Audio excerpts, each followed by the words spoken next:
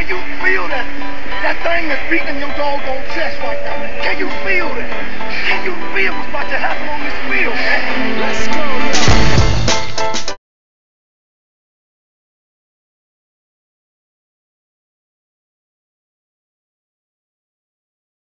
Hello Madden Nation, Gibs here for another exciting edition. It is not your den, it is not my den, but it is the Mad Den, aka the Laser Show, the industry's most passionate show about John Madden NFL 12 football. I'm not going to say 2012 this time, but kicking off the bang show, 135.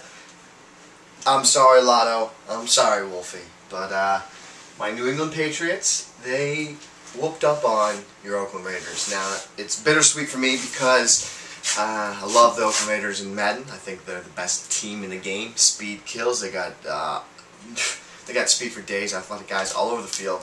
But unbelievable game yesterday.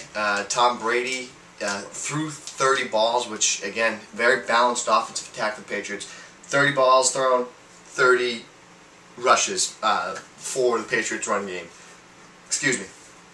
Stephen Ridley came on strong. Guy from LSU just busting out wiggle sticks. I mean, he's only 90 speed in the game, but you gotta think that after that performance, you're gonna get what, at least 2 speed. I mean that makes him viable back now, especially with good trucking and pretty good speed. That makes him probably want to use him over the law firm, unfortunately. But that's just how it's gonna work, I guess. But just a great game. It was overall good pace.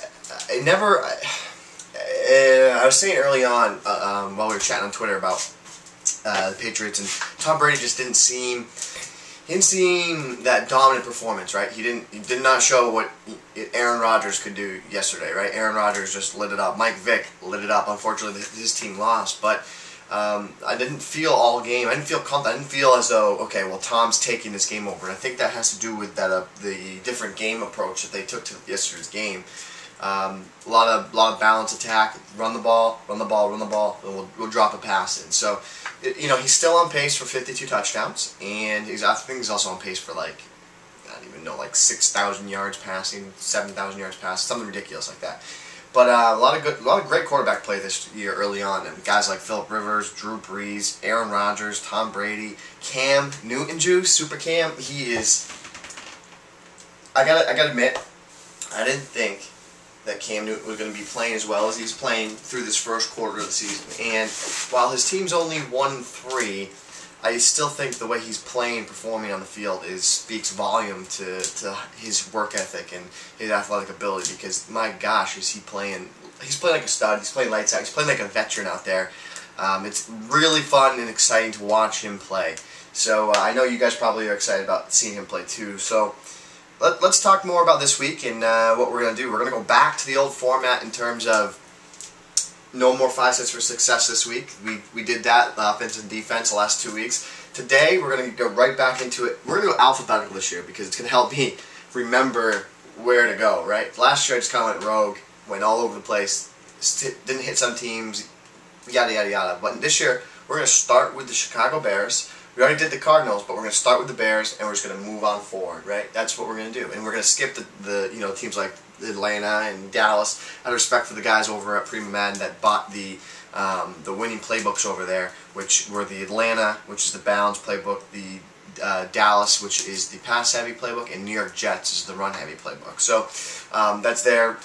Tons of content over there. Just came out with a mini red zone guide. You buy that, just teaches you basically how to be unstoppable in the red zone. I mean, it's not like you even want something like that, right? But I wanted to talk about this. Really wanted to talk about this. Really wanted to talk about this. When I went to the Big E a couple weekends ago, so they had this little music thing, and they have vendors, and basically, you always say, I don't want to be a sucker. I'm not going to buy that. But when I saw this thing, it is literally, when I say it's the coolest thing ever, it's 10 times cooler than that. And it's unbelievable. I'm gonna show you what it does. You probably might, some of you will know from that live stream, the Liquid Gold live stream that we did, but let me get a little Michael Bublé. You guys all know I love Michael Bublé. So let me show you what this thing does. So basically, you plug it into any type of, you know, your phone, your MP3 player, right? And then you just like, that's my coffee from this morning. So then, basically, you just stick this little, like, I don't even know what you want to call it, but you stick this little amplifier thing basically on whatever it is you want to play. And you should probably turn it on first. Probably. Oh, there you go. Okay. So now it's on. Now you just. That's not that good. That wasn't that good. Why? I know why it's not that good, because it's like, it doesn't vibrate that good. Check this out though.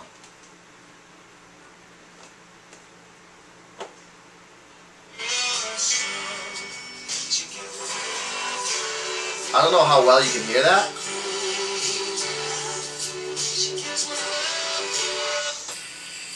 But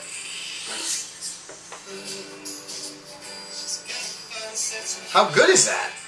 Basically, and I'm not sticking it to things properly, but basically you just turn anything into a stereo without it falling off a million times. But like, okay, so you want a piece of paper?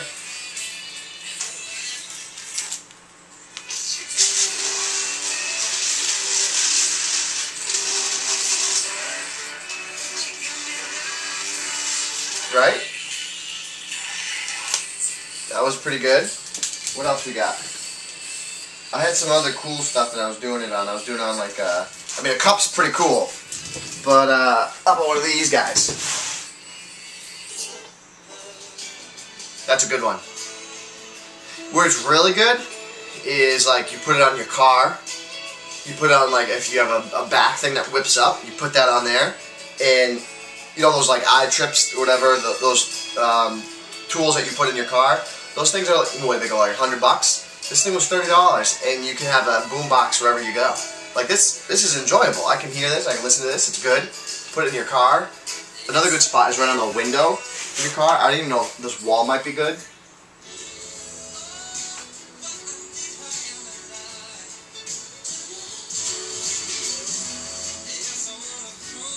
That's really good.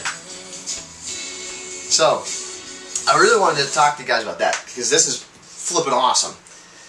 It's flipping awesome, and pretty happy about it. Now, enough of that.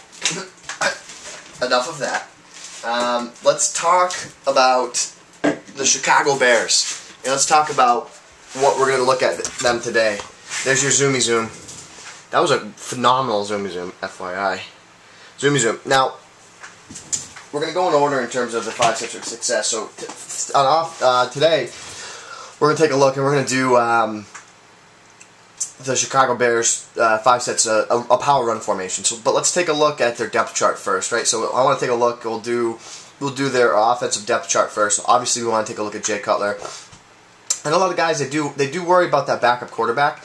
So, I mean, I'm going to look at the guys here. I see Caleb Haney, and then I see Nathan Enderle. I mean, I don't even think it's a decision. It looks like Caleb Haney is going to win this one out. He doesn't have a good throw power, but oh my goodness, no! This guy is a beast. This guy is literally a beast. If you look at this, one more throw power, got better deep throw accuracy. I would start him, because I would not start him. I would put him second. See, that's why you always got to look at the ratings on National Live Internet. I outdid myself there with Nathan Enderle. So then we take a look at Matt Forte. Oh, the late, the great Marion Barber III. And let's see who we got. We got Kahil Bell up behind him, Marion Barber. Barber still got good trucking. Doesn't even have good trucking anymore. Oof. Poor Barber. Let's take a look. He does have good carry. So, I mean, because of his good carry rating, I would stick him in and leave him there, because he's got that good carry rating over the Bell. But they really lack in the halfback department. But Forte is a pretty good back. He's all around. He's not a blazer. He's not really a bone crusher, but he's got great catch out of the backfield, which is nice. And he holds on to the rock with a 90 carry. Fullback, we'll come back to you later. The Bears had great tight ends last year with Kellen Davis and Greg Olsen, but now they lost Greg Olsen this year to the Panthers. Great acquisition for the Panthers, but that really hurt the Bears. But they still have a stud in Kellen Davis. Matt Spaeth, 6'7", so they still have crazy height, but they don't have that, kind of stud muffin guy. But I mean, they both do have pretty good catching. Good catch in traffic, pretty good jump. I mean, those are mismatches, right? Spaeth is slow, but they're 6'7". That makes some problems for teams.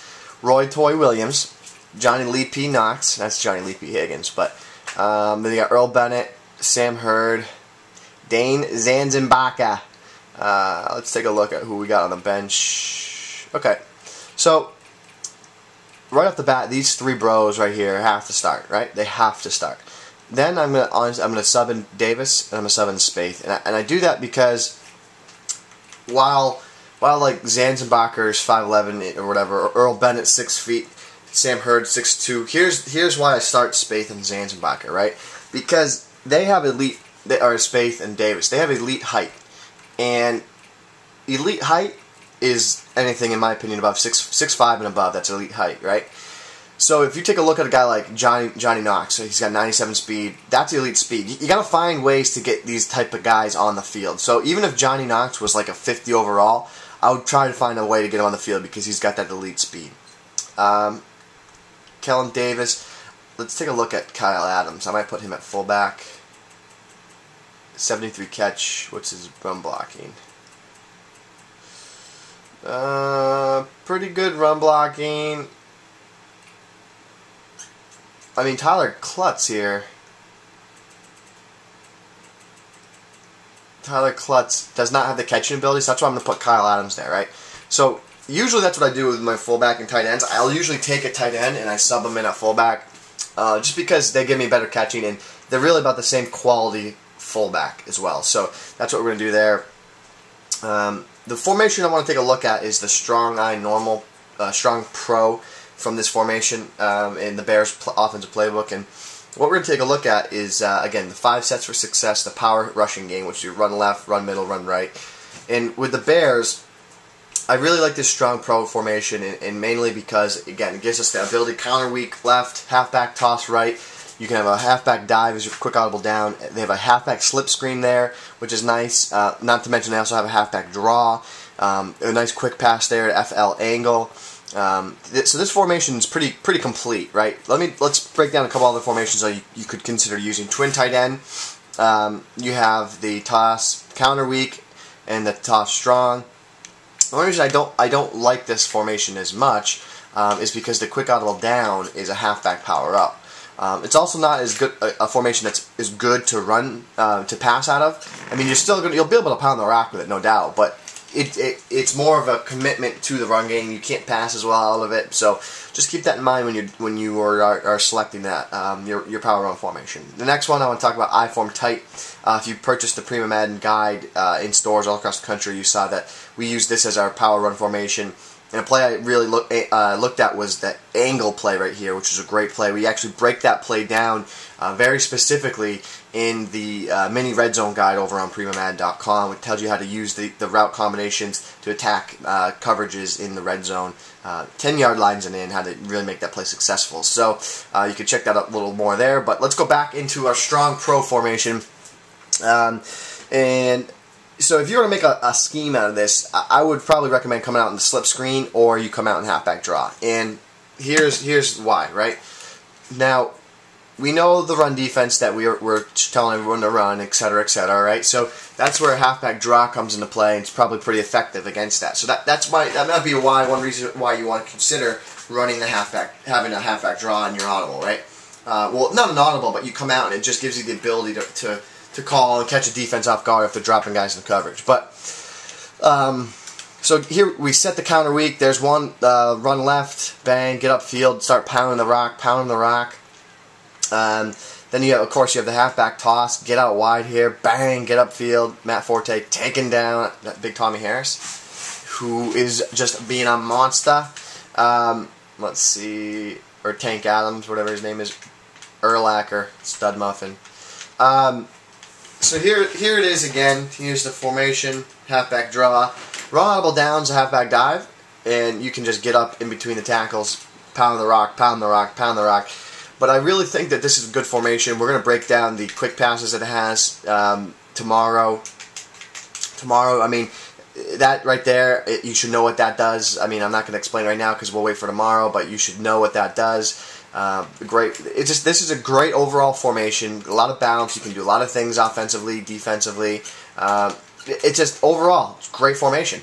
Great formation overall. Recommend if you're going to use the Bears playbook to check it out. And for right now, though, guys, this is show number 135. Pats won yesterday. I'm feeling good. They're 3-1. Big game next week.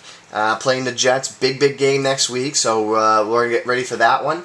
And we'll see you tomorrow. Show 136 for a quick pass edition where we break down the quick pass from the from the Chicago Bears playbook. Might be this play right here. Might be that play right there. What are the other route combos that we like? What are the other plays we like to use in combination with it? I don't know. Tune in tomorrow, 136. You and me together. One snap. One at a time.